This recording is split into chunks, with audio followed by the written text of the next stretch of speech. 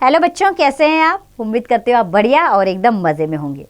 आइए बच्चों, आज एक प्रेरक प्रसंग पढ़ेंगे जिसमें हम आज हमारे प्रथम राष्ट्रपति डॉक्टर राजेंद्र प्रसाद के बारे में जानेंगे। तो बच्चों, सुबह का समय था।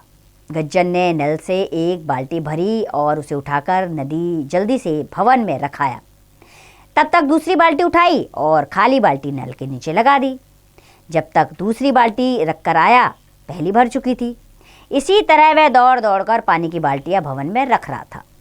तभी कंधे पर अंगोछा एक तरह का कपड़ा होता है जिसे साफा भी कहा जाता है। तभी कंधे पर अंगोछा डाले हुए एक व्यक्ति वहां आया जिसके हाथ में धोती और लोटा था।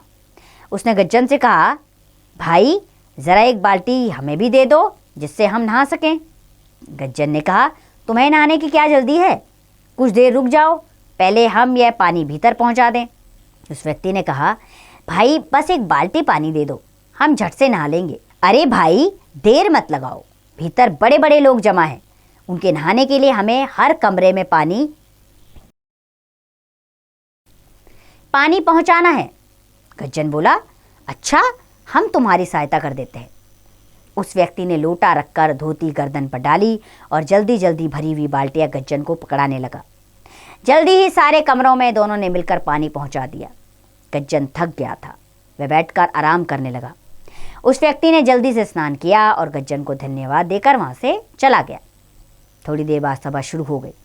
सभा में स्वयंसेवक यानी कि लोगों के लिए कार्य करने वाले लोग, स्वयंसेवक सभी नेताओं को शरबत के गिलास परोसने लगे। गज्जन भी बड़े उत्साह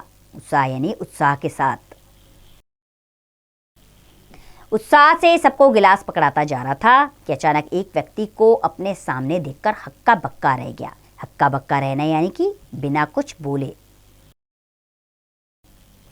तो वो हक्का बक्का रह गया, अरे यह तो वही है जिनसे मैंने अपने साथ काम करवाया और इनको नहाने के लिए बाल्टी भी नहीं दी थी। गज्जन को इतना हैरान देखकर मदन मोहन मालवीय जी बोले, अरे गज्जन भाई, क्या तुम इन्हें नहीं जानते हो? ये राजेंद्र बाबू हैं। गज्जन राजेंद्र बाबू के पैर पकड़कर क्षमा मांगने लगा। राजेंद्र बाबू ने मुस्कुराकर गज्जन को अपने गले से लगा लिया। ऐसे थे हमारे राजेंद्र बाबू, जो कि सादगी के पुजारी थे। सादगी यानी सीधा साधा जीवन जीने वाले, पुजारी यानी कि पूजा करने वाले, अर्थात उनका जीवन बहुत सीधा साधा था। ये डॉक्टर राजेंद्र प्रसाद ही हमारे पहले राष्ट्रपति बने। राष्ट्रपति भवन में रहने पर भी इनके रहन सहन में कोई अंतर नहीं आया। अंतर यानी कि फर्क, कोई फर्क नहीं आया। अपने पद का घमंड उन्हें छू तक नहीं पाया। वह सदैव यानी कि हमेशा से वह सदैव एक साधारण किसान की तरह ही अपना जीवन व्यतीत करते रहे। व्यतीत करना यानी कि बिताना, और तन मन से देश की सेवा में लगे रहे। ये थे हमारे प्रथम राष्ट्रपति डॉक्टर राजेंद्र प्रसाद, जो एक सीधे साधे व्यक्तित्व के इंसान थे। सदैव एक साधारण जीवन इन्होंने जिया और पूरा जीवन लोगों की सेवा में लगा दिया। तो उम्मीद करती हूँ बच्चों, आपको ये अध्याय पसंद आया होगा और आप भी डॉक्टर राजेंद्र प्रसाद के जीवन से ज़रूर प्रेरणा लेंगे। ये प्रेरणा देते हैं हमें कि हमें कभी भी अहंकारी नहीं बनना चाहिए।